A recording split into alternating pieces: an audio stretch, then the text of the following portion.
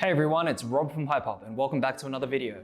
In this one, we're comparing GODOX flash strobes and LED continuous lights and their uses in photography.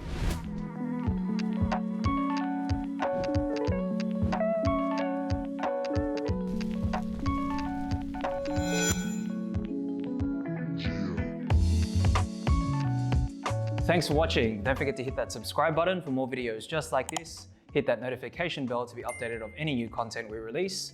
Drop a like in this video if it's helped you in any way. Feel free to leave down in the comment section below your thoughts about flash versus continuous lighting in photography. Follow us on social media at Hypop and visit our website, hypop.com.au. Let's get into it. So in this one, we're going to be comparing continuous LED lights versus flash strobes in photography. Now, continuous lights are increasingly becoming popular because they're quite versatile to use for photography, for still photography, and also for film and video. You can use them for product photography, fashion photography, portraits, a whole bunch of different type of photography scenarios. Now, the great thing about continuous lights are that what you see is what you get. So once you turn on the light, you see where the light falls on your subject before going ahead and taking that shot. Whereas with flash, you need to typically dial in settings, make sure your camera settings are correct, make sure the output of the flash is correct. You're using a flash trigger to talk to the flash and making sure that it's all compatible with all your camera settings. So there's a lot of different factors that you need to consider before setting everything up for flash photography, whereas continuous lighting, there are no triggers involved. You can easily adjust the output of the light to suit the scene. So if you want it a little bit dimmer, you can do that. Or if you wanted a little bit more light, it's quite easy to dial that all in. Now, running through some pros and cons. So firstly, for continuous lights, the main pros are that you can use this in photography and for video. It doesn't matter what device you're shooting with. You can be shooting with a standard camera, mirrorless DSLR. You can even be using a phone because a lot of smartphones nowadays have really advanced cameras. Easy to see what you're gonna get before you're taking the shot, which we already mentioned.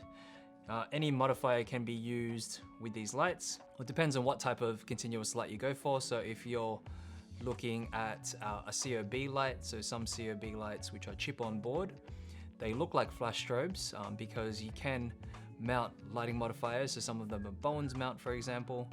You can mount a softbox to it, and that means you can modify the light. Like right now, we're using continuous light in this video. We're using a softbox and also a grid to focus in the light. So we're using continuous light, but you could also take a shot with this as well. So if you wanted to take a still, quite easy to do that. For continuous lighting, if you're using this with portrait photography, you can allow aspects of the image to be blurred also. So that means if you have a model's dress in the wind, you can accent that motion whilst also highlighting sharp facial features. So really dialing in the light directioning. So if you're trying to point the light and focus in on a particular aspect of the subject, it's perfect to do that. A cinematic look is also easier to achieve with continuous lights.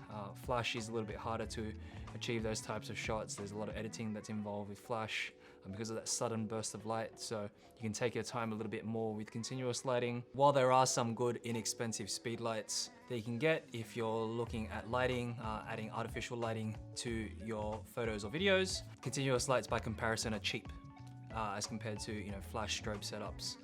They're also easier to understand and get used to, especially if you're just looking at a first light as part of your kit. Now, some of the cons include that continuous lights are typically lower powered as compared to their flash counterparts.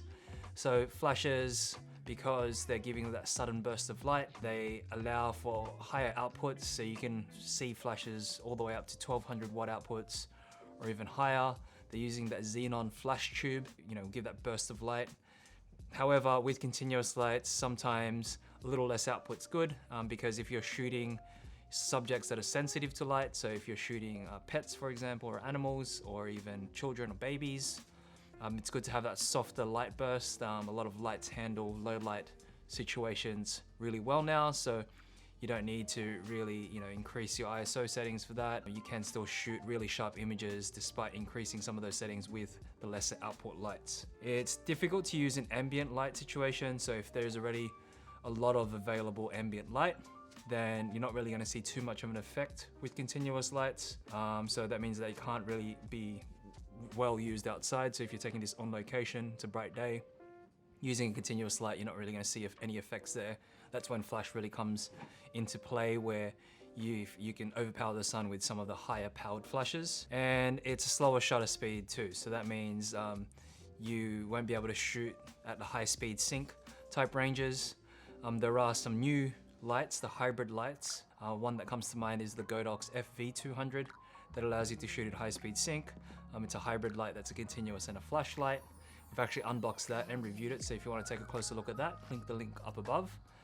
But for the vast majority of continuous lights, you won't be able to shoot at those higher shutter speeds. Now, looking into flash strobe lights and their pros and cons, if you're looking at flash as your first foray into lights, it really is one of those things that has a steeper learning curve. So, using a light meter is also great, understanding what camera settings to match the different settings on your flash is really important also. But the great thing about flashes and some of the pros include that you can freeze and capture movement at a very fast pace. Your flash durations, as well as matching it with your high speed sync, you can do all that with flash, whereas with continuous lights you can't.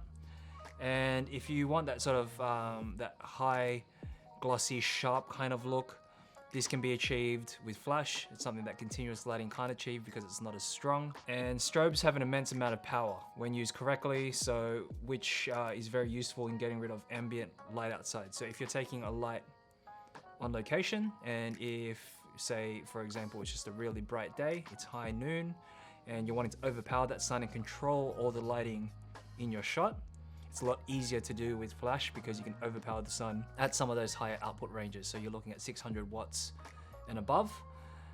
So that means you can control all the lighting factors for your shot too.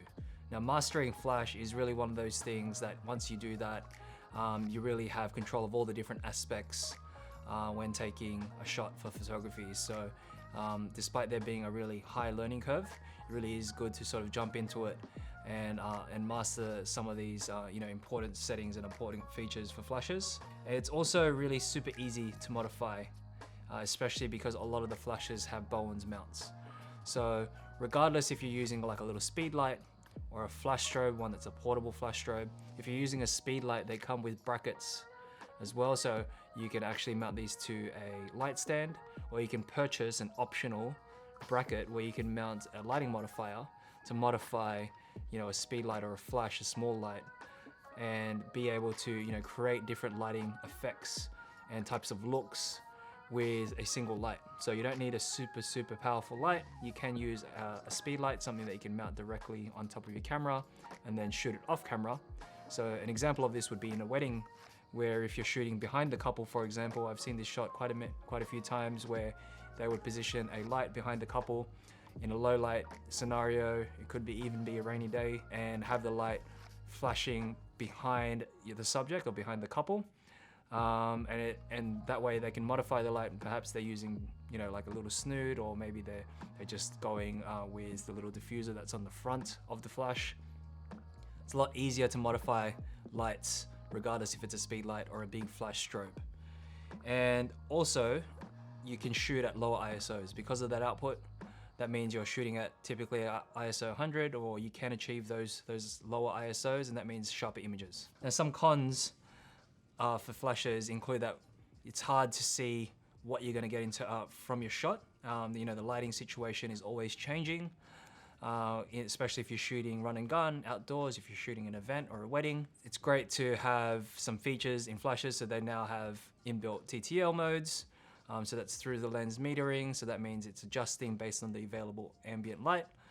So they do have those features to compensate for this, but it is still hard to see what you get before actually taking the shot. So sometimes you have to take a few test shots, or familiarize yourself prior to going onto your big shoot to know how the light will direct itself. Really mastering the light output as well as the modifiers is important to this. It's also just a harder platform to learn in general. And you also have to sync the device or the flash to the camera. So you have to use either a sync cable, or you'll be using a wireless flash trigger. Now, they're a lot more inexpensive, the wireless flash triggers. So, they start at about $70 or so. Usually a lot of the flashes have inbuilt receivers, so they talk to each other quite easily. But overall, once you get past that learning curve, flash photography really does produce great results. So as you can see, continuous lights are perfect to use in photography as well as for film. So if you want a light that's versatile, one that you can use in multiple scenarios, continuous lights are something to consider. Now what we've done is taken a few example shots with two different lights here. The first one is a continuous light. This is the GODOX SL150W Mark II. So this is traditionally a video light. It's an LED continuous light. It has a Bowens mount. And what we've done is mounted a 120 centimeter octagon softbox onto the light. And we're keeping the same position facing into the subject, so into the model, diagonally facing into them with the same lighting modifier. Here we've taken a shot with a continuous light. So we'll throw that up on screen now.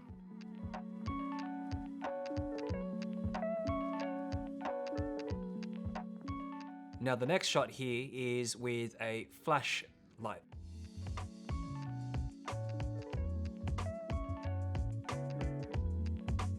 So this one here is a flash strobe. It's the GODOX QT602M.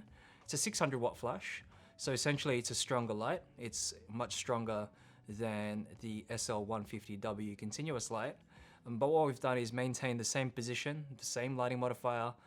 It's all pretty much the same conditions. And we will dial in the settings of the flash to match so it doesn't overexpose obviously or underexpose, but we'll just use the same sort of positioning so that you can see the differences between a continuous light photography shot and a flash photography shot.